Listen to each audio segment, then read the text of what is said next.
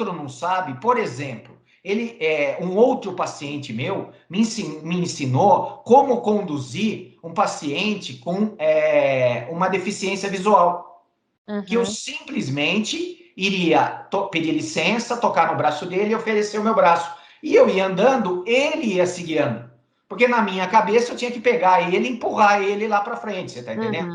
Então você vê, são erros de quem é ignorante de como fazer. A partir do momento que o cara me ensina, tá tudo tranquilo, eu vou fazer o que ele me ensinou, eu vou me esforçar. Então a questão da paciência por parte do portador, de ensinar as pessoas até que elas aprendam, é fundamental. Sim. Porque eu entendo e aceito que muitos portadores, por ter sofrido bullying, rejeição, abandono, incompreensão, eles têm um certo repúdio a quem já não demonstra uma facilidade ou habilidade em lidar com a própria necessidade ou até com a inclusão.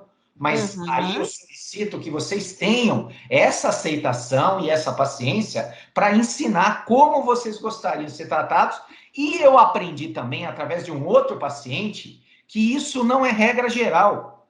Eu tive um outro paciente que gostava de ser conduzido de uma forma diferente do que o outro me ensinou. Então, Sim. respeitar as individualidades de cada portador também é fundamental. Porque se um gosta de um jeito, outro gosta de uma independência maior.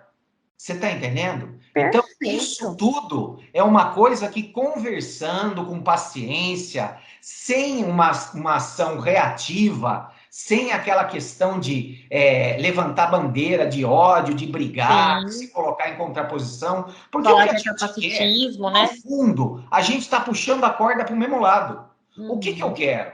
Eu quero ser feliz e te ajudar. O que você quer? Você quer ser feliz e me ajudar e eu te ajudar. Então nós estamos do mesmo lado. Então não tem por que a gente brigar. Tem que ter Exato. paciência para um ensinar e o outro ouvir e tentar fazer cada um o seu melhor. Beleza? Perfeito. Isso é um ponto muito importante que você falou, né, das ações reativas. Gente, mais uma vez aqui, não estamos fazendo contra as expressões capacitistas, até porque eu sou militante nessa área e odeio as expressões capacitistas. Só que você explicar para o outro o que você necessita, muitas vezes tem algumas pessoas que falam, ai, mas ele deveria saber. Não, ele não tem obrigação de saber. Não está na pele dele, como ele vai saber? Ele E tem outra obrigação. coisa, Laís, deixa eu só complementar. Fica à vontade. Como eu falei, essa questão da individualidade. Eu tive, no caso, já são uns 4 ou 5 pacientes deficientes visuais. Cada um gostava de ser tratado e conduzido de um jeito. Então, se eu aprendi com o primeiro, e quando eu fui tentar fazer com o segundo, ele já falou assim: não, eu não gosto desse jeito. Eu gosto desse outro jeito que eu estou acostumado. Então, essa questão de ter paciência para poder ensinar o seu jeito também é respeitar a individualidade, porque não é porque o sujeito é deficiente que ele tem que também ser padronizado. Ele Uhum. pode ter o seu gosto pessoal e a sua questão emocional de querer ser tratado do jeito que ele quer. E cabe a ele Perfeito. comunicar ao outro para que o outro possa entender e atender. Tudo de uma forma colaborativa, não reativa. Você está entendendo? Maravilhoso. É isso, gente. A questão central é essa. Ninguém nasce sabendo das coisas, né? O que a gente precisa fazer, como eu disse ali a frase anterior. Ah, você reclama que tal pessoa não te tratou como deveria. Aí você fala a frase, ah, mas ele deveria saber. Na teoria, a gente sabe que todos deveriam saber lidar com a inclusão, mas a gente sabe o péssimo sistema que nós É. temos, né? Daí eu vou entrar nesse tema agora, posso? Uhum. Pode, Então pode, vamos deixa lá. eu terminar Educação aqui. para diversidade, tá certo? Educação Uhum. inclusiva. Na faculdade, eu fui a primeira turma que teve como matéria eletiva a inclusão. Eu passei 6 meses estudando inclusão, com Olá, 2 aulas semanais. Isso foi colocado no meu currículo como psicólogo. Você tá está vendo? entendendo? E aí, isso me ajudou demais. E se eu não tivesse essa matéria, eu afirmo para você, eu iria ser muito pior profissional no atendimento a pacientes de inclusão. Você está entendendo? E aí, Perfeito. o que eu vi? eu vi que antes de ser colocado essa matéria para mim, houve a lei da inclusão nas salas de aula do município e do estado, e não foi feita a preparação dos professores para essa inclusão. Então, eu vou citar para vocês 2 exemplos. Um exemplo de uma professora que faltava 3 anos para ela aposentar. Sabe o que ela falou para mim? Ela falou, eu estou cansada, a geração de alunos que eu comecei da aula, hoje é outra. Eles são dispersos, eles são mais ativos, eles têm mais energia, e eu tenho uma dificuldade tremenda em lidar com uma sala de aula de 30 alunos. E me colocaram na sala 2 pacientes de inclusão, e não me deram uma aula para saber como lidar com eles. Maurício, eu tô perdida. Eu não estudei para isso. Eu não sei o que fazer. Eu não sei como agir. Eu não sei se eu dou atenção para eles ou para a classe. Eu tô perdida. E aí eu vou te falar do segundo exemplo.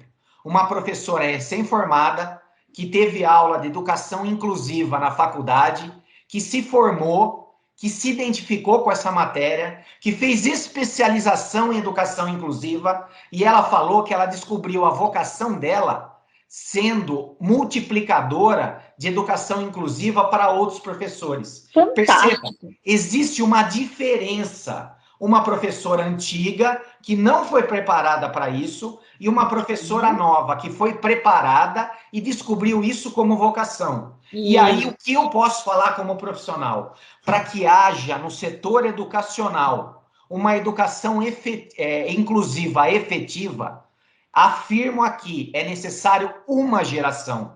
Você sabe o que é uma geração, Laís? Uma geração são mais ou menos de 15 a 20 anos. Para que você, na sala de aula, aprenda a inclusão como aluna, aprenda a inclusão como professora, e aí depois vai dar aula de inclusão, sendo a melhor professora de inclusão e de alunos regulares também dentro da sala de aula. Só que colocaram tudo isso no mesmo bolo, você está entendendo? E isso gerou uma confusão tremenda e ainda é motivo de inclusão. Então, o que a gente defende?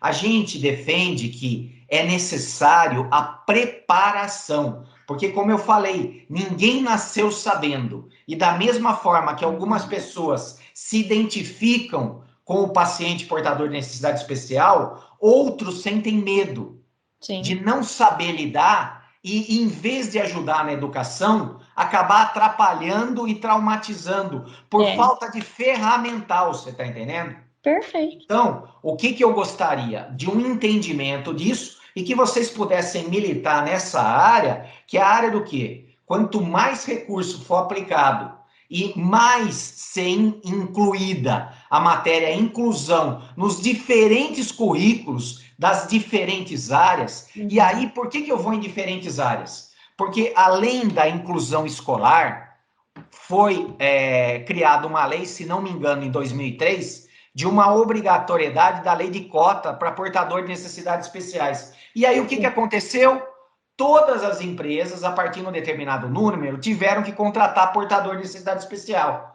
Pergunto para você, o RH não estava preparado, os chefes de departamento não estavam preparados, a fábrica não estava preparada para inclusão, para acessibilidade, nada estava preparado. E como no Brasil é assim, eles fazem uma lei e aí se vire para colocar em prática. Não, olha, eu vou criar uma lei que vai entrar em vigor daqui a 3 anos e nós damos 3 anos para vocês fazerem curso, se prepararem estruturalmente para poder fazer essa inclusão no mercado de trabalho desses portadores, sabendo o que vocês estão fazendo e preparando a melhor condição. Perfeito. Você está entendendo, querida? Então, na minha opinião, eu defendo que a inclusão ela deveria ser matéria não só da área pedagógica, mas de todas as outras áreas, porque é uma educação humana. Lidar com o portador de necessidade especial em inclusão, já que você vai participar do mercado de trabalho, isso é humanidades, é humanização, é tornar um sujeito melhor e saber, fazer ele saber como melhor aproveitar, melhor incluir, melhor aceitar e tirar o máximo e oferecer o máximo para esse colega. Você está entendendo? Perfeito. Com essas reflexões que eu trouxe a respeito da dificuldade de lidar com a deficiência do outro, afinal eu também sou deficiente, a dificuldade de lidar com a deficiência do outro, afinal eu não nasci sabendo, a dificuldade de lidar com a deficiência do outro, afinal eu não tive o estudo para isso, nem ninguém teve paciência para me explicar esse tipo de coisa. Aí eu venho trazer uma questão para vocês, como a título até de provocação. Compreendendo isso, você, meu querido amigo portador de necessidade especial, pode ter um entendimento diferenciado quanto ao preconceito, quanto à ignorância, quanto à dificuldade do outro em lidar com você. No fundo, essa pessoa precisa da sua inclusão, da Isso. sua caridade, da sua compreensão, da sua aceitação dessa limitação, que são essas projeções das próprias deficiências, a dificuldade de não ter aprendido, de ter ignorância em como lidar, tá certo? Mas olha que interessante. Colocando desse jeito, o papel se inverteu. É você que pode incluir o sujeito que se diz normal, que é ignorante dos seus sentimentos profundos, e você, como portador, criar um ambiente onde ele possa se desenvolver nessa deficiência emocional dele em lidar com a inclusão. Perfeito. E daí o sujeito pode aprender a lidar com o fato de que ele não é perfeito, de que ele também tem necessidades especiais, e daí ensinar como você merece ser atendido. Então, Isso. eu estou fazendo aqui justamente um papel de inversão de posições. Você percebendo que o cara que tem dificuldade de lidar com a inclusão, com o portador de necessidades especiais, enxergando ele como alguém que tem uma deficiência, você pode fazer diferente dele. Você pode facilitar ele o entendimento, ensinar ele como ele deve agir, abraçar ele e trazer ele para o seu lado. Não colocar ele como um adversário, mas como um colaborador. E um colaborador não só no sentido da convivência, que é a função de cada um de nós. A gente está aqui para aprender a ser um ser humano melhor, para aprender a se amar mais, se amar melhor, amar um Uhum. número maior de pessoas. E quanto mais a gente ama a diferença, mais a gente evolui. Se eu falo, tem uma frase que eu adoro falar: se num quarto tem duas pessoas que são iguais e pensam iguais, uma é dispensável. Mas se eu num quarto tem duas pessoas diferentes, que pensam diferentes, que são diferentes, uma vai enriquecer a outra com a sua diferença. Então, Adorei. é na diferença que a gente cresce. Mas Uhum. na diferença o quê? Então eu vou me juntar num gueto de portadores de necessidades especiais e formar um clube para conviver? Não. A ideia da inclusão é justamente essa: é todo mundo viver como igual, respeitando a Uhum. diferença e a individualidade. Somos iguais e diferentes na Isso. nossa humanidade. E isso é maravilhoso. Essa é a oportunidade de evolução e crescimento. Essa é a oportunidade de eu olhar para mim e enxergar as minhas limitações. Essa é a oportunidade de eu ter o meu autoconhecimento e ser sempre alguém melhor. E isso é Perfeito. muito bacana, sabe? A Isso é graça uma da inclusão é oportunidade essa. maravilhosa para vocês, portadores, e para as pessoas que de alguma forma têm qualquer tipo de relação com vocês. Sim. Beleza? Então, eu Perfeito. encerro aqui a minha fala, espero que fique essa reflexão. Numa outra oportunidade, gostaria de falar um pouquinho sobre a questão do portador de necessidades especiais e a família, tá certo? Uhum. Também é um tema bem interessante, tem uma certa polêmica aí, e dá para agregar bastante em termos de reflexão, crescimento e aprofundamento do tema, tá certo? Perfeito.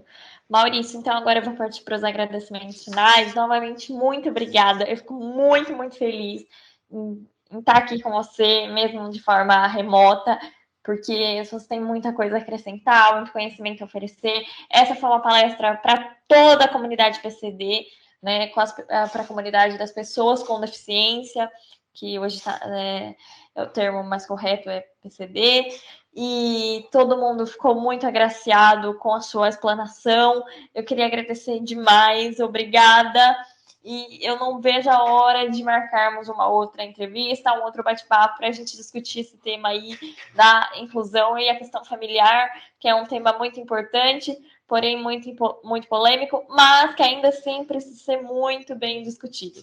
Obrigada mais uma vez, Maurício. Eu que agradeço a oportunidade e desejo, nesse momento especial, saúde para cada um de vocês e para a família de vocês. Amém.